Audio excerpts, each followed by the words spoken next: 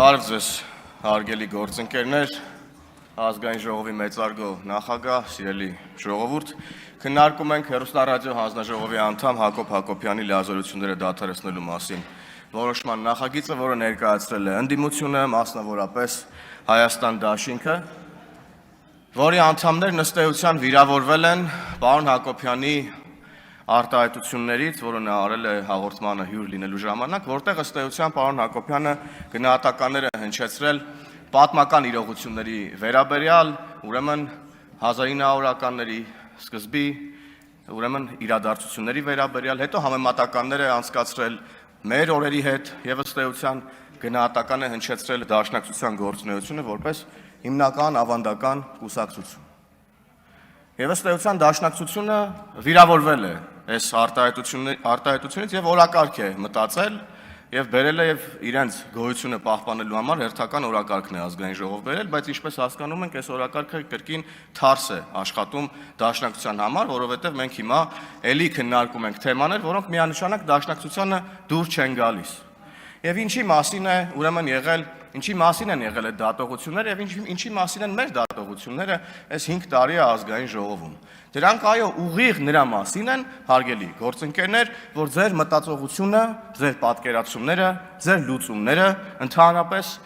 չեն համապատասխանում Հայաստանի Հանրապետության շուրջ տեղի ունեցող ներկա իրողություններին։ Ձեր լուծումները չէին համապատասխանում Հայաստանի Հանրապետության շուրջ ձևավորված մարտահրավերներին։ Եվ այս մտածողության տարբերության եւ այս մտածողության վտանգավորության մասին է խոսքը, որ առաջին հերթին ձեզ օգնող եւ ոչ թե ձեզ վիրավորող, ուրեմն գնահատականներ են։ Դուք պետք է օգտվեք այս գնահատականներից եւ հասկանաք, որ ուրեմն ձեր մտածողությունն ու պատկերացումները չեն տեղավորվում այսօրվա իրականության մեջ։ Եվ այստեղ է ամենագլխավոր խնդրեմը, որ դուք չեք հասկանում, թե ինչա ձեզ հետ տեղի ունենում։ Եվ ամենատարբեր կողմերից իմ գործընկերներն ամենավառ օրինակով բացատրում են ձեր հնացած եւ վտանգավոր մտածողության մասին, բայց դուք մեկը շարունակում եք պնդել ձերը եւ չհասկանալ, թե ինչա ձեր հետ տեղի ունենում քաղաքականապես եւ պատմականորեն։ Եւ զարմանում է պարոն Մինասյանն, ասում է, ո՞նց է ստացվում, որ ձեր մտածողությունը նույնական է ոմանց հետ, իհարկե պարոն Մինասյանն այս համատեքստում ի նկատի ունի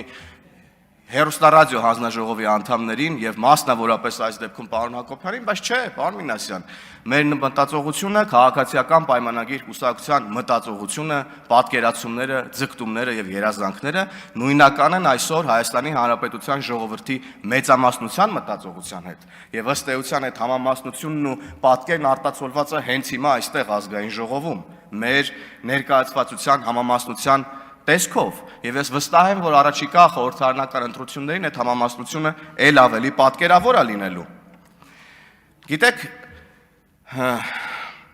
Հայաստանի Հանրապետության բնակչությունը, ժողովուրդը վստահ կերպով ինչու չի ձեր մտածողությունը եւ մեր բնակչության մտածողությունը նույնական, որովհետեւ ձեր մտածողության մեջ Հայաստանի Հանրապետության կառավարումը գտնվում է Հայաստանի Հանրապետության տարածքից դուրս։ Այստեղ է խնդրեմը, այստեղ է գլխավոր խնդրեմը։ Իսկ մեր բնակչությունը շատ կոնկրետ, մեր ժողովուրդը ուղիղ կերպով ընտրել է ազատությունը, անկախությունը, ինքնիշխանությունը եւ խաղաղությունը։ Ձեր մտածողությունը հակասում է այս ամեն ինչին։ Ձեր մտածողությունը հակասում է ազատությանը, անկախությանը, պետականությանը։ Ստեղ է խնդրեմը եւ սրա մասին է խոսքը եւ սրանից պետք չի վիրավորվել։ Սրանից պետք է հետեւություններ անել չմնալու համար, ուրեմն պատմության լուսանցքում, ինչպես գործընկերուհիս ասեց, որ դուք չարխիվացվեք որպես կուսակցություն ըստ էության։ Եվ գալիս եք ուրեմն խոսում եք սահմանադրության վրա եք անընդհատ հղումներ անում։ Պարոն Մինասյանը այս նախորդ իր ելույթում հիմնական անընդհատ սահմանադրության վրա հղումներ անում, սահմանադրության այս կետով, սահմանադրության այն կետով։ Այդ նույն սահմանադրության ուրեմն մասին է խոսում պարոն Մինասյանը, որը ով ուզեց տապալել, ով ուզեց սահմանադրական կարգը խախտել, դուք նրանց կողքը կանգնած էիք։ Եթե ոչ առաջի շարքերում ամեն դեպքում այդ կողմերը ֆրֆռում էիք։ Գենշտաբ, պատերազմի ժամանակ միտինգներ, Սահմանադրական կարգի տապալման մասին կոչ անողներ, որոնց դուք մինչև այսօր անվանում եք քաղբանտարկյալներ, չգիտես ոնց եւ չգիտես խի։ Այստեղ է գլխավոր խնդրեմը, հարգելի գործընկերներ։ Ով ուզում է սահմանադրական կարգը խախտի, դուք դրա կողքը կանգնած եք, այսօր եկել եք սահմանադրությունից եք խոսում։ Ընտրություններն ով ուզում է կեղծի, դուք ոնց որ այդ կողմերը ֆրֆռում եք, երեկ էլ հաղթանակ ինչ որ դաշինք կար վաղ շաբաթում, մի քանի հոգու հիմա բերման են ենթարկել,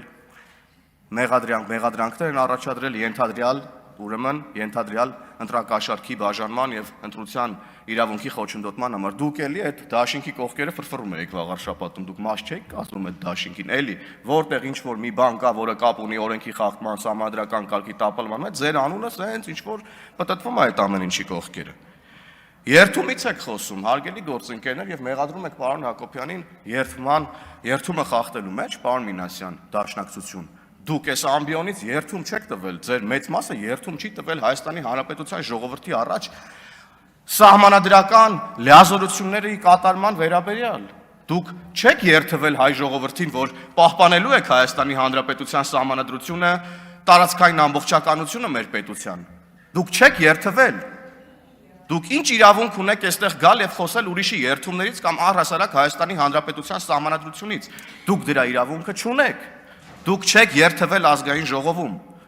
որտեղ եք երթվել, ում եք երթվել, ինչ երթում եք տվել։ Էդ էլ արդեն երևում է ձեր քաղաքականությունից ու ձեր մտածողությունից, որը ասեցի, որ դուրս է ուրեմն Հայաստանի Հանրապետության սահմաններից։ Եվ այո, ձեր երթումը ամփոփվում է 004 շրջափերականի բովանդակության մեջ։ Էսա ձեր երթումը 004 շրջափերականն է։ Էսա ձեր խնդիրը, հարգելի դաշնակցական եւ ոչ դաշնակցական նաեւ գործընկերներ, ովքեր այսօր նստած են Հայաստան դաշինքի կազմում։ Եվ վերադառնալով էլի բուն թեմային, ես պնդում եմ եւ ես կարծում եմ, որ մեծամասնության համար այդպես է, որ պարոն Հակոբյանը իր հարցազրույցում դատողություններ է արել պատմական իրողությունների վերաբերյալ եւ ճշմարտությունների փնտրտուքի արդյունքում արել է եզրակացություններ, որոնք ճշմարիտ են եւ որոնք անհերքելի են։